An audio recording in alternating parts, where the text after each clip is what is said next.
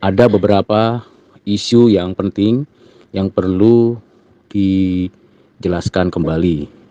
Yang pertama berkaitan dengan firman yang ada di dalam Injil Yohanes pasal 1 ayat 1 sampai dengan 3 yang menjelaskan tentang keberadaan firman.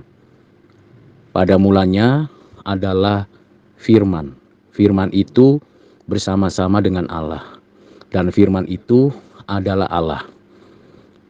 Di dalam konteks pada Injil Yohanes, firman dalam konteks itu yang ditulis pada teks itu menunjuk kepada satu pribadi.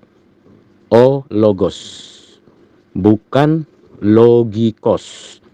Nah, logos itu sang firman.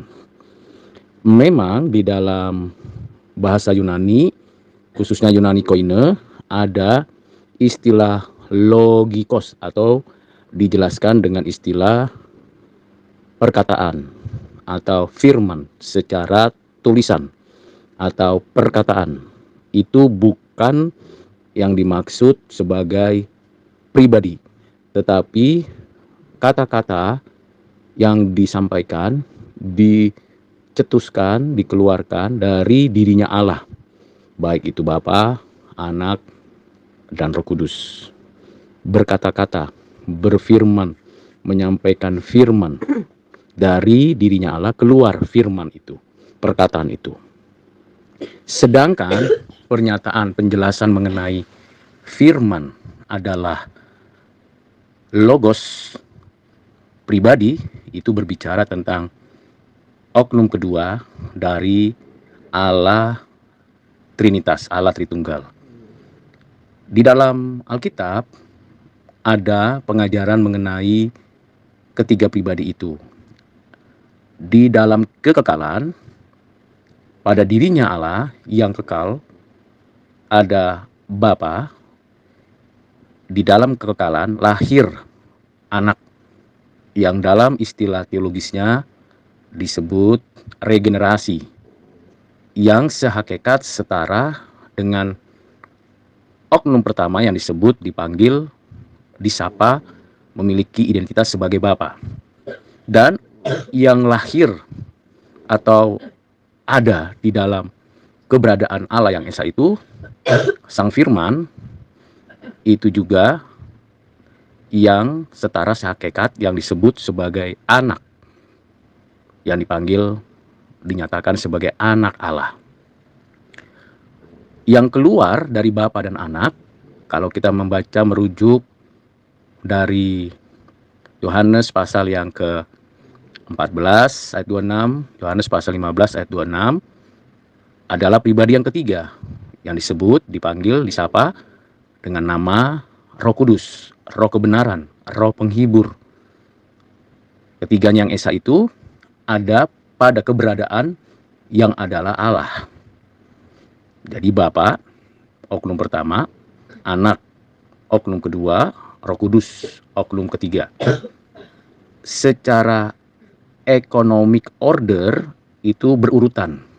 Bapa, Anak, Roh Kudus. Secara ontologis, hakikat atau substansi atau esensi pada diri Bapa, Anak, Roh Kudus adalah sama, identik, ekuvalen, setara, tidak ada yang lebih tinggi, tidak ada yang lebih rendah. Itu sebabnya di dalam Injil Yohanes pasal 1 ayat 1, 2, dan 3 dikatakan pada mulanya adalah firman. NRK ologos. Pada mulanya itu merujuk kepada kekekalan. Ologos itu merujuk kepada sang firman, person. Pada mulanya adalah firman. Firman itu bersama-sama dengan Allah. Jadi di situ ada ologos dan ada oteos bersama-sama. Jadi ada dua pribadi. Nanti pada pasal 14 Injil Yohanes, pasal 15 dan pasal 16 dijelaskan secara keutuhannya ketiganya yang Esa itu. Selanjutnya, kalau kita membicarakan tentang keberadaan Bapa, Anak, Roh Kudus dalam kekekalannya, pada hakikatnya memang tidak ada yang lain selain ketiganya yang Esa itu. satu-satunya dan tidak ada yang lain. Dalam keberadaannya itu, penetapannya menunjuk kepada kekaryaannya, baik dalam penciptaan, pemeliharaan, dan penebusan.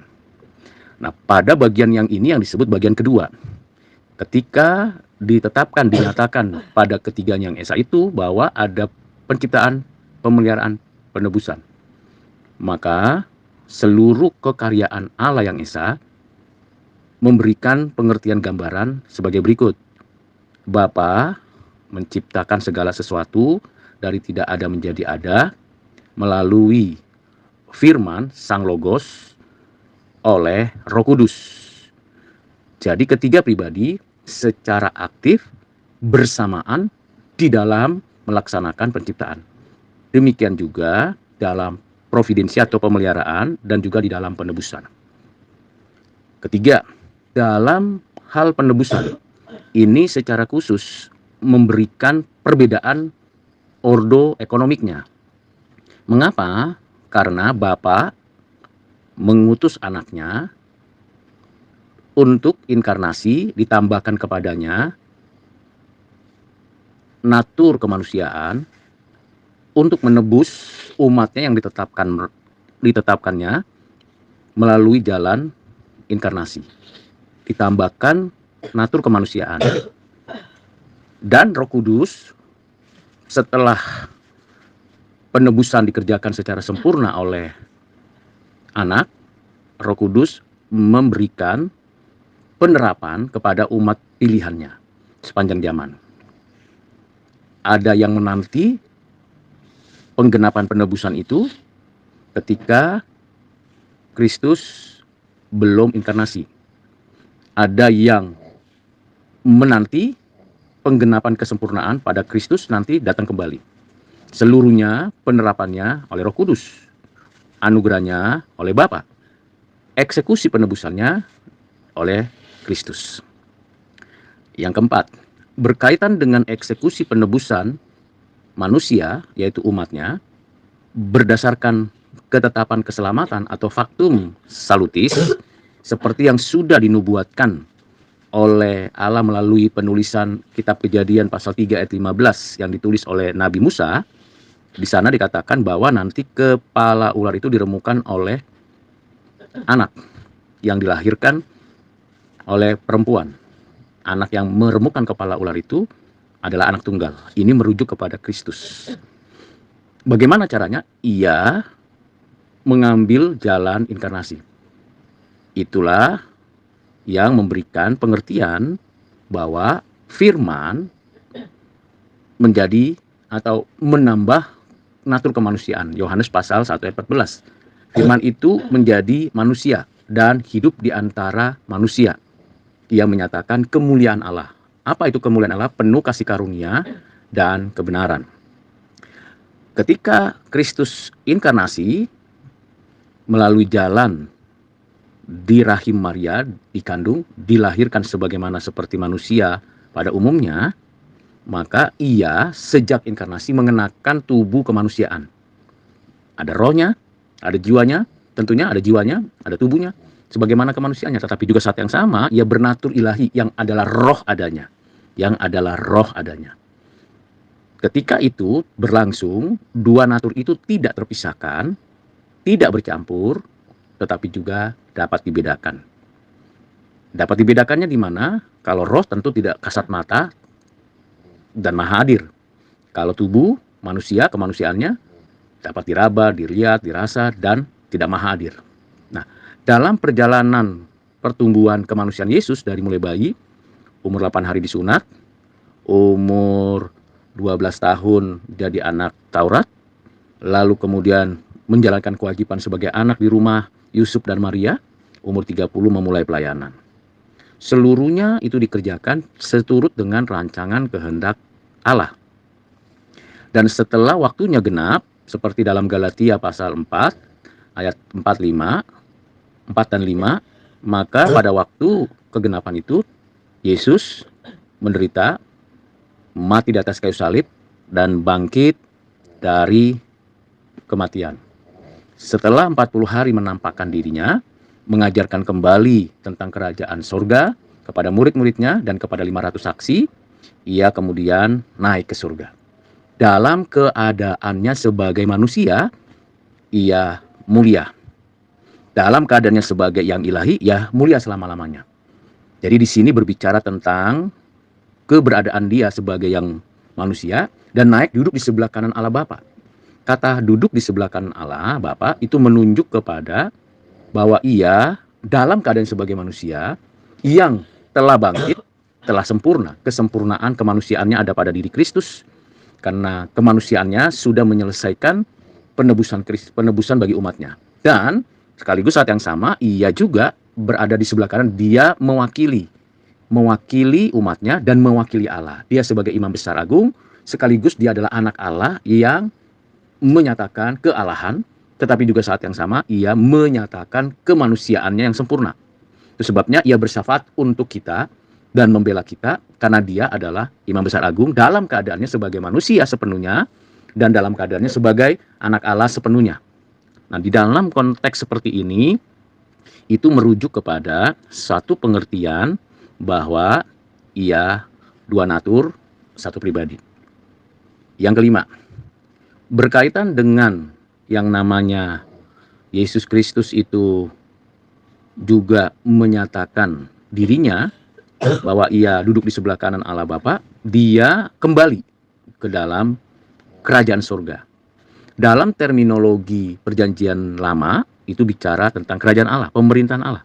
Dalam terminologi perjanjian baru, ada istilah kerajaan surga, ada istilah kerajaan Allah, itu sama. Tetapi di dalam Yohanes pasal 14, ayat 1, 2, 3, dia mengatakan, aku akan kembali ke Bapa.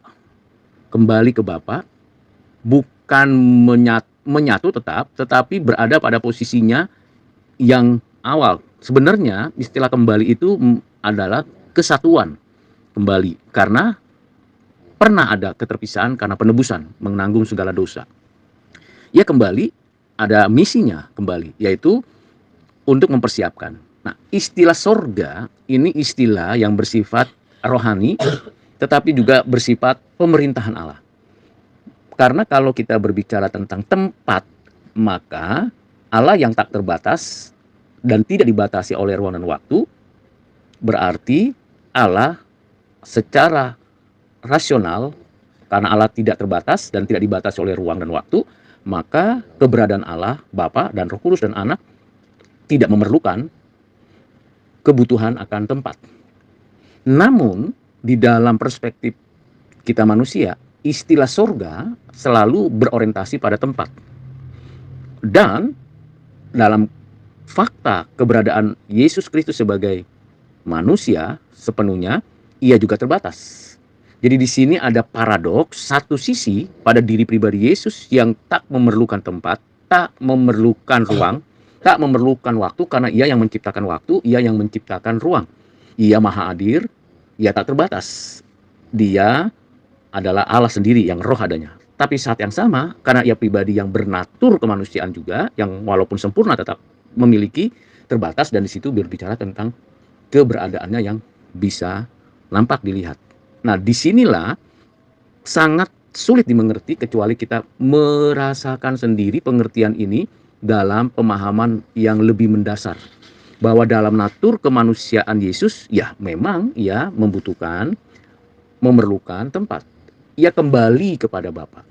Natur kemanusiaannya memiliki hubungannya sebagai refleksi nantinya setiap orang percaya itu kembali kepada Bapa, itu artinya kembali memiliki hubungan seperti yang sudah diwujudkan oleh Kristus sebagai keadaannya sebagai manusia, tetapi sekaligus yang sama untuk menunjukkan bahwa dia dalam keadaannya sebagai yang ilahi. Misteri yang seperti ini tidak ada di dalam kitab agama manapun, filsafat manapun, budaya manapun.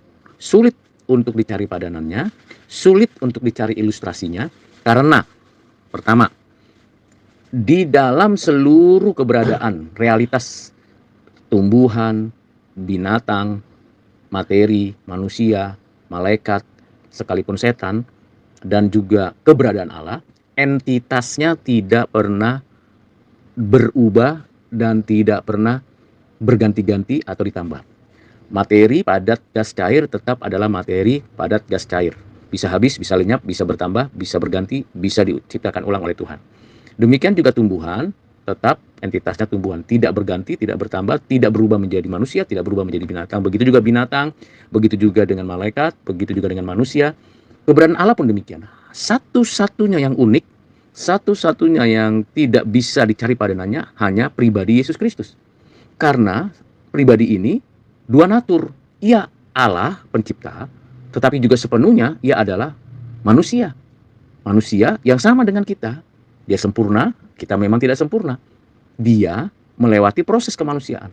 Tetapi dia bukan terpisah kemanusiaannya dengan natur keilahiannya, bukan bercampur, tetapi juga tidak mungkin tidak bisa dibedakan. Itu sebabnya siapa yang menekankan Yesus hanya kemanusiaan, itulah orang-orang saksi Yehova, itulah orang-orang Arianisme, itulah orang-orang dari ajaran-ajaran bidat. Tapi siapa yang menekankan Yesus hanya roh saja, maka dialah kelompok-kelompok sinkritisme, spiritisme, dan orang-orang yang tidak mengakui keilahian, kemanusiaan Yesus. Gnostik, kelompok Gnostikisme seperti itu, atau Platonisme. Dengan pengertian yang saya jelaskan begitu rumit memang, harapan saya Laisaldi dapat menyimak perlahan-lahan poin demi poin yang saya jelaskan. Kiranya Tuhan menolong dan menyertai. Amin.